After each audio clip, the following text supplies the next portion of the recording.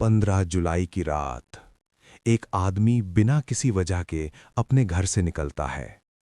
CCTV में वो साफ दिखाई देता है। लेकिन 10 मिनट बाद उसी कैमरे में कुछ ऐसा रिकॉर्ड होता है जिसे देखकर पुलिस ने भी केस बंद कर दिया। क्योंकि उस फुटेज में जो उसके पीछे चल रहा था वो इंसान नहीं था। उत्तर प्रदेश का एक छोटा सा शहर रामनगर, शांत जगह है जहां ज्यादातर लोग एक दूसरे को नाम से जानते थे। लेकिन 15 जुलाई की रात ये शहर हमेशा के लिए बदल गया। उस रात 32 साल का अमित वर्मा अचानक अपने घर से गायब हो गया। अमित एक साधारण आदमी था। बैंक में नौकरी, शादीशुदा, एक 5 साल का बेटा, कोई दुश्मनी नहीं, कोई मानसिक समस्या नहीं। लेकिन उस रात वो बिना कुछ कहे घर से निकल गया।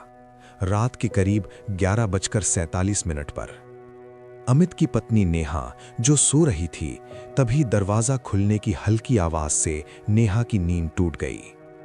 उसने देखा अमित चुपचाप दरवाजे की तरफ जा रहा था। नेहा धीरे से, अमित, इतनी रात को कहां जा रहे हो? अमित रुका नहीं। उसने पीछे मुड़कर भी नहीं देखा, बस दरवाजा खोला और बाहर चला गया। घर के बाहर लगे सीसीटीवी में रिकॉर्ड हुआ। अमित धीरे धीरे बाहर निकलता है। उसके चेहरे पर कोई भाव नहीं, जैसे वो किसी के कंट्रोल में हो। लेकिन असली चीज यहां नहीं थी। अमित के निकलने के लगभग 12 सेकंड बाद सीसीटीवी में कुछ और दिखा। पहले कुछ नहीं, फिर अचानक एक हल्की सी परछाई फ्रेम के किनारे से अंदर आती है। वो शेप इंसान जैसी थी, लेकिन चलने का तरीका अजीब था, जैसे उसके पैर जमीन को छू ही नहीं रहे। और सबसे डरावनी बात, उसका चेहरा कैमरे की तरफ था, जैसे सीसीटीवी को घूर रहा हो। लेकिन चेहरा साफ नहीं दिख रहा था, बस 2 हल्की चमकती आंखें। अगली सुबह अमित घर नहीं लौटा। नेहा ने पुलिस में शिकायत दर्ज कराई। इंस्पेक्टर राघव सिंह केस संभालते हैं, जो एक एक्सपीरियंस्ड ऑफिसर थे। शुरू में उन्हें लगा, लेकिन जब उन्होंने सीसीटीवी देखा, वो कुछ सेकंड के लिए चुप हो गए। राघव धीरे से बोला, ये दूसरा कौन है? कांस्टेबल बोला, सर, उस टाइम वहां कोई नहीं था। पूरे इलाके में खोज शुरू हुई, जंगल, डंपिंग ग्राउंड, नहर के पास, कुछ नहीं मिला। लेकिन तीसरे दिन एक कॉल आया। शहर के बाहर एक पुराने आधे टूटे हुए मकान में किसी ने एक आदमी को देखा और बताया कि आदमी अजीब व्यवहार कर रहा था। पुलिस पहुंची। अंदर अंधेरा था, दीवारों पर पुराने निशान और फर्श पर कुछ अजीब सा बना हुआ था, जैसे किसी ने मिट्टी में चिन्ह बनाए हों। और बीच में अमित बैठा था। अमित जिंदा था, लेकिन वो हिल नहीं रहा था, बस दीवार को घूर रहा था। राघव, अमित, तुम यहां अकेले क्या कर रहे हो? अमित धीरे धीरे बोला, मैं अकेला नहीं हूं। अमित को घर लाया गया, लेकिन अब वो पहले जैसा नहीं था। कम बोलता, रात में जागता, दीवारों को देखता रहता। एक रात नेहा ने उसे देखा। वो अपने बेटे के कमरे के बाहर खड़ा था और अंदर देख रहा था। नेहा डरते हुए, क्या हुआ? अमित मुस्कुराया, धीरे से बोला, ये बच्चा मेरा नहीं है। नेहा, ये क्या बोल रहे हो? अमित बिना कुछ बोले वहां से चला गया। अगले कुछ दिनों में अमित का व्यवहार और अजीब होता गया। वो दिन में बिल्कुल सामान्य रहता, लेकिन जैसे ही रात होती कुछ बदल सा जाता। एक रात करीब 2:30 बजे नेहा की नींद अचानक खुल गई। कमरे में अजीब सी ठंड थी। उसने हाथ बढ़ाकर देखा, अमित बिस्तर पर नहीं था। वो धीरे धीरे उठी और बाहर आई। पूरे घर में सन्नाटा था, लेकिन तभी रसोई से कुछ खुरचने की आवाज आई। नेहा डरते हुए किचन के दरवाजे तक गई और अंदर झांका। अमित फर्श पर बैठा था और अपने नाखूनों से अपने ही हाथों को खुरच रहा था। उसके हाथों से खून निकल रहा था, लेकिन वो रुका नहीं। जो खून निकलता वो उसे फर्श पर किए गड्ढे में गिरा देता। नेहा कांपती आवाज में, अमित क्या कर रहे हो? अमित धीरे धीरे रुका, फिर बिना उसकी तरफ देखे बोला, वो नीचे हैं। नेहा का दिल जोर से धड़कने लगा। कौन? अमित ने इस बार उसकी तरफ देखा और मुस्कुराया। वो जो मेरे साथ आया है। अगली सुबह नेहा ने सब कुछ इंस्पेक्टर राघव को बताया, लेकिन अमित ऐसे व्यवहार कर रहा था जैसे उसे कुछ याद ही नहीं। उसी दिन उनका बेटा आरव अचानक रोने लगा। नेहा दौड़कर उसके कमरे में गई। आरव बिस्तर के कोने में बैठा था, डरा हुआ।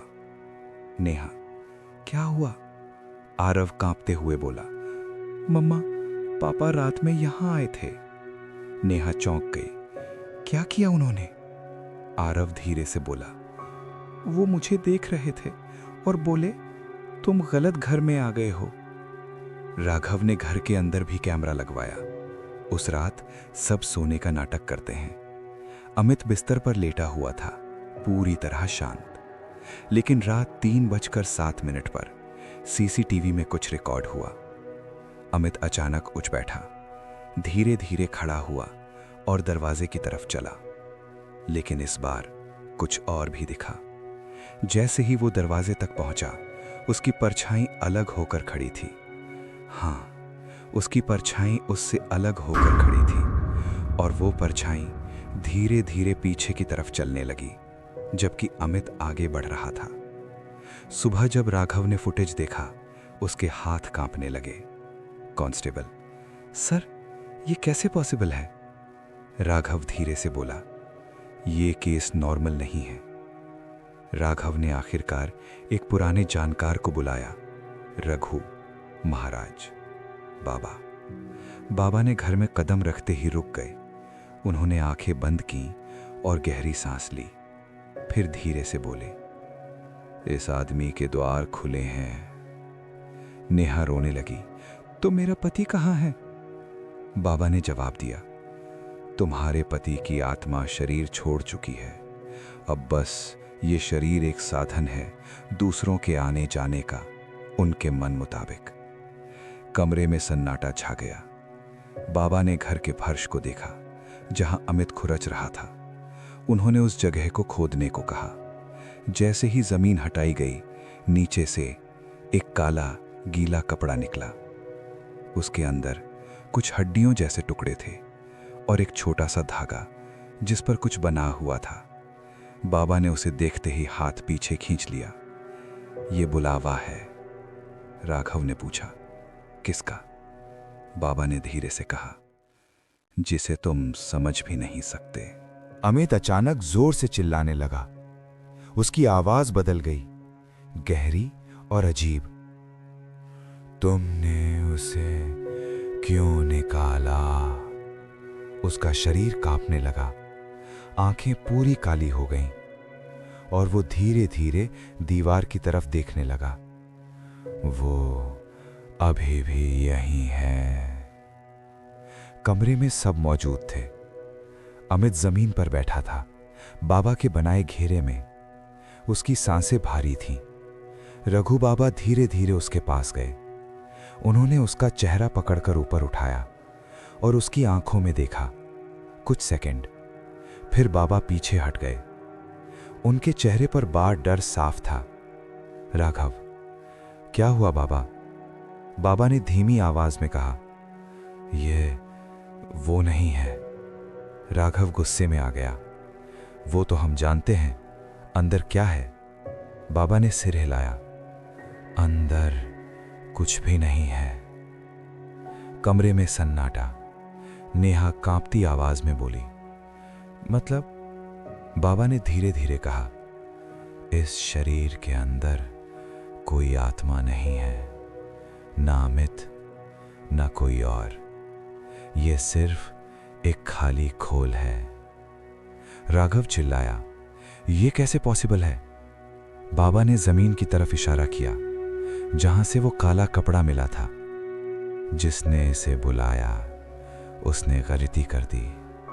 उसने दरवाजे तो खोल दिए, लेकिन कुछ अंदर नहीं आया, बल्कि जो था वो बाहर चला गया। अचानक अमित हंसने लगा, धीरे धीरे, फिर जोर से।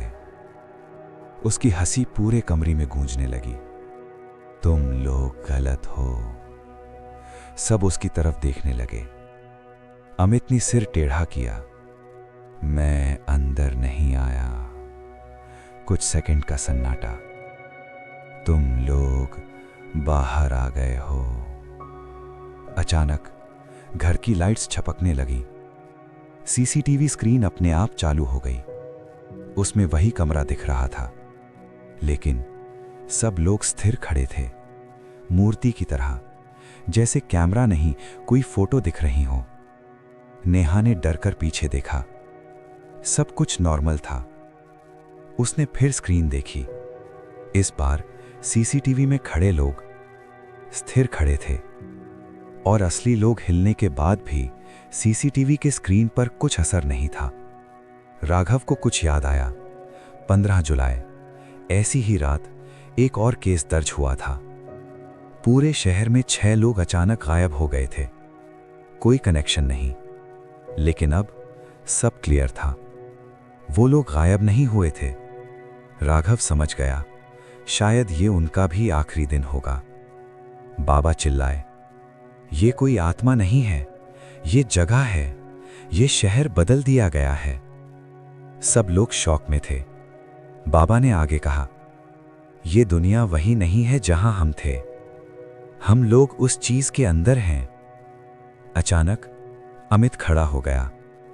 उसका शरीर सीधा हो गया।